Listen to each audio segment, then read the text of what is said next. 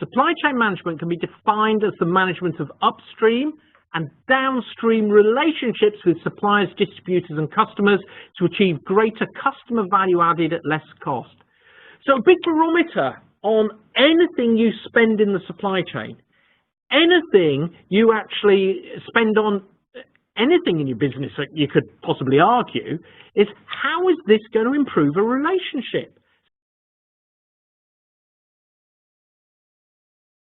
When we start to think about the social supply chain, the social supply chain management seeks to incorporate social networks, social interactions, and social data to enhance relationship management with all stakeholders in order to maximize the value in the final marketplace at less cost to the supply chain as a whole. Value and cost become really important, but it's all about how can we use social networks, the interactions, and also data so that we can actually build more appropriate relationships and therefore be able to actually serve the market more fully. So, for the social supply chain to be effective, content, scale and culture are key. Properly implemented, the social supply chain is more effective than any other communication channels, I would argue.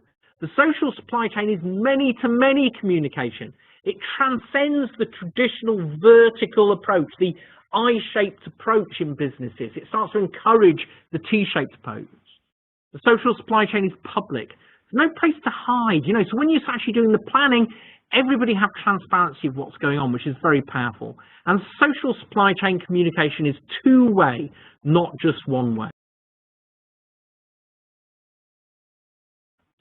Now, 2 degrees, of course, some of you will know an awful lot about this, but they're a major collaboration platform and they're set up and they work with all the various brands, but it's this whole concept of fully linked collaboration. I think what I find really interesting about it is the way that things actually work in terms of managing the exchange of knowledge.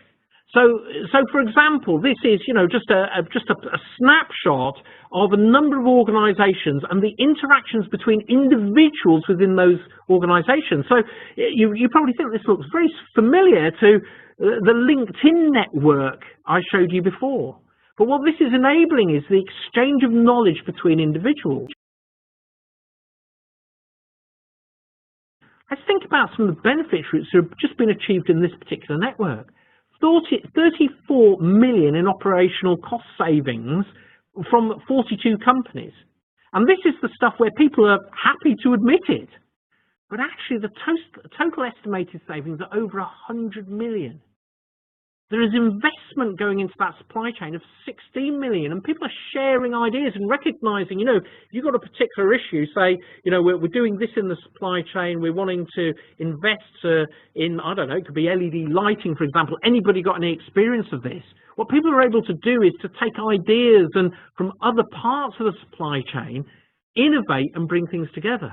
But also trust, really important area. Trust has actually increased across the network, and it's actually creating a much better environment. Because one of the things that we find is when you have high levels of trust and high levels of collaboration, you get win-win relationships which really multiply the amount of value which is going on. And this is just a quote from one of the people involved in those networks. The exchange is creating value and not extracting value from the supply chain. The measure of success is that people are already saving money.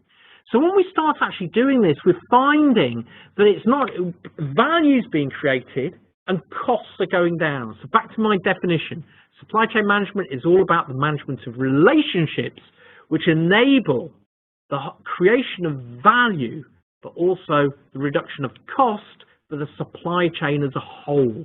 And so that's really important.